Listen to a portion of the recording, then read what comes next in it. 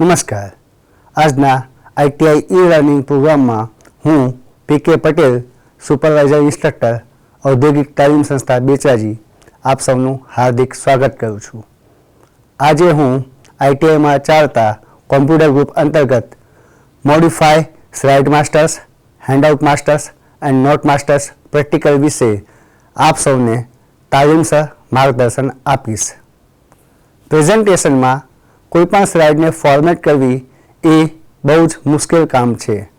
છતાં જો તમને કોઈ એવી પદ્ધતિ ખબર હોય કે જેનાથી એક જ વાર કોઈ પ્રેઝન્ટેશનને વ્યવસ્થિત ફોર્મેટ કરી દો, પછી એને ટેમ્પલેટ તરીકે સેવ કરો અને વારંવાર જ્યારે પણ નવી પીપીટી બનાવવાની થાય તો એ ટેમ્પલેટને તમે વાપરો તો તમારું કામ ખૂબ જ સરળ થઈ જાય છે. આવી જ એક પદ્ધતિ છે કે જેની અંદર modify slide masters, handout masters અને નોટ માસ્ટર્સનો ઉપયોગ થાય છે. તો આપણે આજે એ શીખીશું. હવે આપણી પાસે સ્લાઇડ માસ્ટર વાપર્યા વગરની પીપીટી છે, એને હું ઓપન કરીશ. હવે તમે જોઈ શકો છો કે આની અંદર વિવિધ લેઆઉટ મેં વાપર્યા છે, પરંતુ સ્લાઇડ માસ્ટરની મદદથી ફોર્મેટિંગ નથી કરેલ. તો સ્લાઇડ માસ્ટર ઓપન કરવા માટે આપણી પાસે વ્યૂમાં જવું પડશે. એની અંદર 3 ઓપ્શન હશે: સ્લાઇડ માસ્ટર, હેન્ડઆઉટ માસ્ટર અને નોટ માસ્ટર્સ. આપણે સ્લાઇડ માસ્ટર સિલેક્ટ કરવાનું છે. તો અહીંયા સ્લાઇડ માસ્ટર ઓપન થઈ ગયું છે. હવે જે માસ્ટર વ્યૂ છે એને ક્લોઝ કરવા માટે આ બટન દબાવીશું. તો હવે આપણે પાછા નોર્મલ વ્યૂમાં આવી ગયા. જો તમારે શોર્ટકટ વાપરવું હોય તો શિફ્ટ દબાવી અને આ બટન પ્રેસ કરવાથી તમે સ્લાઇડ માસ્ટરના મેનુમાં જતા રહેશો. હવે તમે જોઈ શકો છો લેફ્ટ સાઈડ કે આ બધા વિવિધ લેઆઉટ છે અને લેઆઉટની ઉપર તમને આ માસ્ટર ફાઇલ દેખાય છે, જેને થીમ સ્લાઇડ માસ્ટર કહેવામાં આવે છે. હવે બંને વચ્ચે ભેદ એ છે કે જો તમારે કોઈ પર્ટિક્યુલર લેઆઉટમાં સ્લાઇડ માસ્ટરની મદદથી ફોર્મેટિંગ કરવું હોય તો એ લેઆઉટ પસંદ કરવું પડશે. જેમ કે આ માસ્ટર ટાઇટલ ઓનલી સ્લાઇડ છે, એની અંદર મારે પરિવર્તન કરવું છે. જેમ કે અહીંયા મારે ફોન્ટનો કલર હું ચેન્જ કરીશ. તો હું શું કરીશ, હોમમાં જઈશ અને ફોન્ટનો કલર ગ્રીન આપીશ. તો અહીંયા હોમમાં જઈ અને મેં ફોન્ટ કલર ચેન્જ કર્યો છે. હવે હું સ્લાઇડ માસ્ટર જે છે એમાં જઈ અને એને ક્લોઝ કરીશ.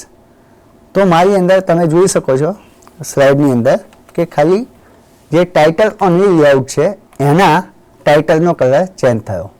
તો આ તમે સ્લાઇડ માસ્ટરથી કોઈ પર્ટિક્યુલર લેઆઉટ માટે ફોર્મેટિંગ કરી શકો છો આ રીતે.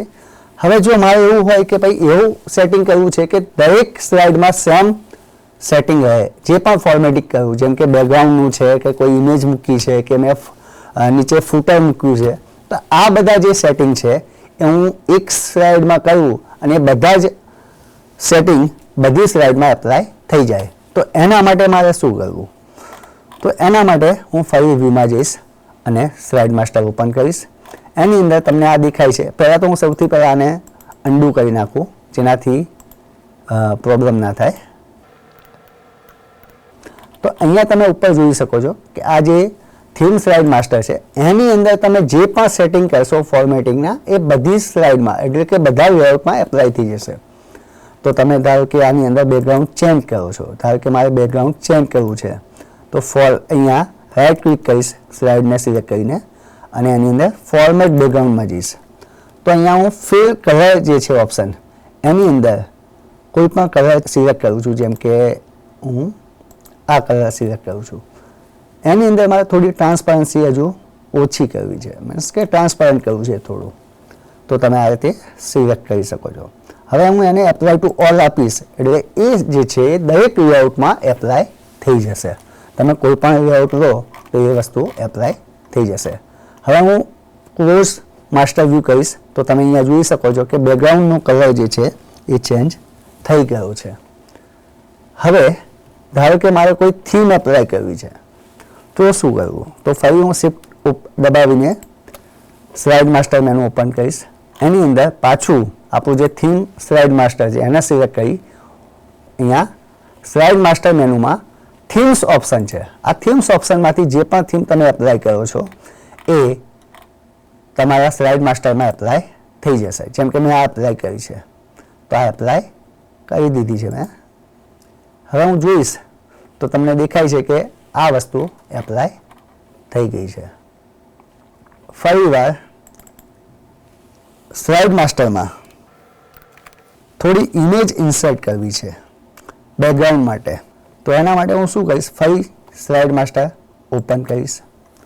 એની અંદર ફરી થીમ સ્લાઇડ માસ્ટરને સિલેક્ટ કરીશ. એની અંદર પહેલાં હું બેકગ્રાઉન્ડ સિલેક્ટ કરીશ.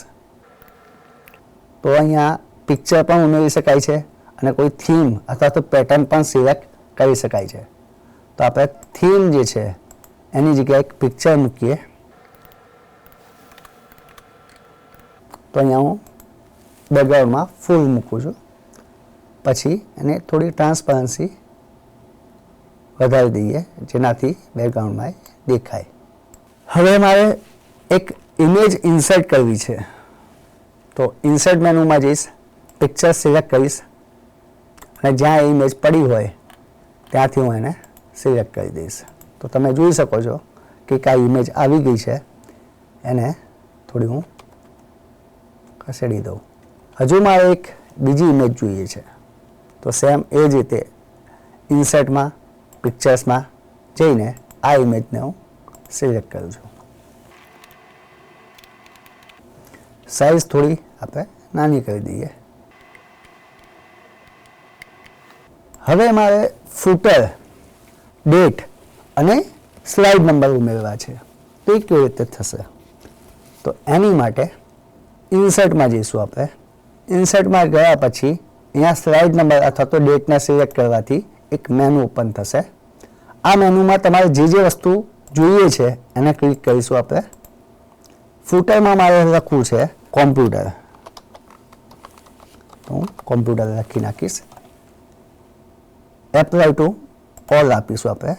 તો આ દરેક સ્લાઇડની અંદર હવે નીચે ડેટ, ફૂટર જેની અંદર તમારે કંપનીનું નામ કે જે પણ માહિતી લખવી હોય આવી જશે અને અહીંયા સ્લાઇડ નંબર, આ ત્રણ વસ્તુ ઉમેરાઈ જશે. આપણે ચેક કરીશું નોર્મલ વ્યૂની અંદર તો તમે જોઈ શકો છો ત્રણેય વસ્તુ આવી ગઈ છે. સેવ માટે Ctrl+S દબાવીશું એટલે પ્રેઝન્ટેશન સેવ થઈ જશે.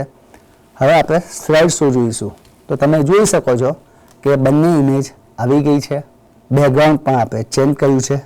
હવે નીચે તમે જોઈ શકો છો તો ડેટ પણ છે, ફૂટર પણ છે અને સ્લાઇડ નંબર પણ છે. આ વસ્તુ દરેક સ્લાઇડમાં આવી ગઈ છે. હજુ મને એમ થાય છે કે મારે ફોન્ટ બદલવા છે. ફોન્ટ મને ઓછા ગમ્યા છે ધારો કે, તો હું ફરી સ્લાઇડ માસ્ટર ઓપન કરીશ.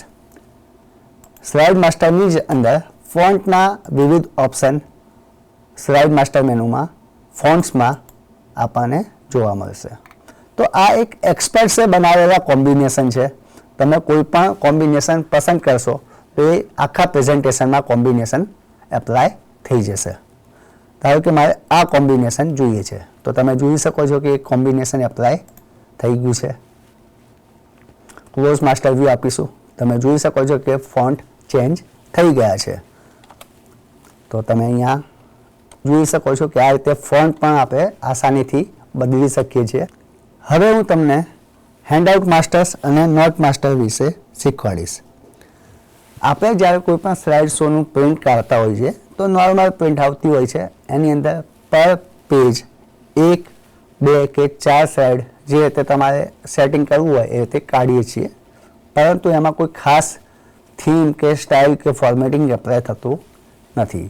તો પ્રિન્ટ પ્રિવ્યુમાં એટલે કે પ્રિન્ટ આઉટ કાઢવામાં જો તમારે કોઈ સ્પેશિયલ સ્ટાઇલ એપ્લાય કરવી હોય તો એના માટે હેન્ડઆઉટ માસ્ટર્સનો ઉપયોગ થાય છે. તો હું તમને એ વાપરીને શીખવાડીશ. તો સૌથી પહેલાં આપણે પાછા સ્લાઇડ માસ્ટરવાળા મેનુમાં જતા રહીશું. એની અંદર તમે વ્યૂમાં જશો તો અહીંયા ત્રણ ઓપ્શન જે આપણા હતા સ્લાઇડ માસ્ટર, હેન્ડઆઉટ માસ્ટર અને નોટ માસ્ટર, એની અંદર આપણે હેન્ડઆઉટ માસ્ટરને સિલેક્ટ કરીશું. તો તમે અહીંયા જોઈ શકો છો કે આપણે આ ટાઈપનો પ્રિન્ટ પ્રિવ્યૂ જોઈ શકાય છે. તો જ્યારે પણ આપણે પ્રિન્ટ કાઢીશું તો આ ટાઈપનું પ્રિન્ટ થશે. હવે ધારો કે મારે બેકગ્રાઉન્ડ બદલવું છે, જેમ કે હું કોઈ પેટર્ન રાખવા માગું છું બેકગ્રાઉન્ડમાં, તો પેટર્ન આવી જશે. આપણે એક રાઈટ પેટર્ન રાખીએ પછી અહીંયા હેડર રાખવું છે તો હું અહીંયા કોમ્પ્યુટર લખું છું. આજની ડેટ તો આવી જ ગઈ છે. ફૂટરમાં લખીએ આપણે સ્લાઇડ માસ્ટર્સ. અહીંયા તમે જોઈ શકો છો સ્લાઇડ નંબર અથવા તો પેજ નંબર છે. હવે આમાં તમે જે વસ્તુ ના જોઈતી હોય એને અનસિલેક્ટ કરીને કાઢી શકો છો. ઓકે, આપણે 4 વસ્તુ રાખીશું. એ સિવાય તમારે ફોન્ટ બદલવા છે તો ફોન્ટમાં બદલી શકો છો. કલરની ઇફેક્ટ પણ બદલી શકો છો. જે રાખવી હોય તમે રાખી શકો છો. હવે ક્લોઝ આપીશું. પછી પ્રિન્ટમાં જઈશું આપણે. તો પ્રિન્ટની અંદર ફૂલ પેજ સાઇડની જગ્યાએ આપણું જે ઓપ્શન છે એ સિલેક્ટ કરવાથી તમે અહીંયા જોઈ શકો છો કે સ્લાઇડ માસ્ટર્સ, પેજ નંબર અને ડેટ આવી ગઈ છે. ઓકે, તમે બેકગ્રાઉન્ડમાં પણ જોઈ શકો છો કે આપણે જે પેટર્ન પસંદ કરી હતી એ પેટર્ન આવી ગઈ છે. તો આ રીતે હેન્ડઆઉટ માસ્ટર્સ કામ કરે છે.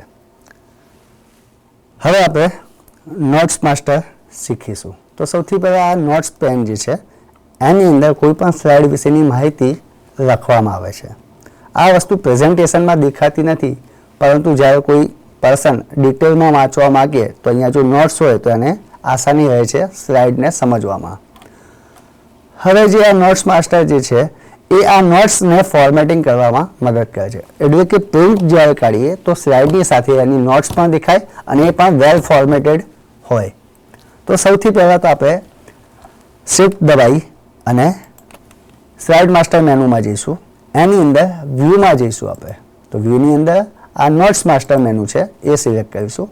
તો આ તમને અહીંયા વ્યૂ દેખાય છે. તમારે જે વસ્તુ જોઈતી હોય અહીંયા સિલેક્ટ કરો, જે ના જોઈતી હોય એ નથી સિલેક્ટ કરવાની.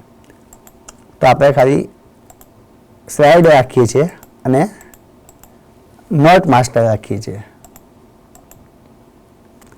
તો અહીંયા આ જે ફર્સ્ટ લાઈન છે, પહેલી લાઈન, એને હું કલર આપું છું રેડ અને એના ફોન્ટને હું બોલ્ડ કરું છું અને થોડી સાઇઝ એની વધારી દઉં છું.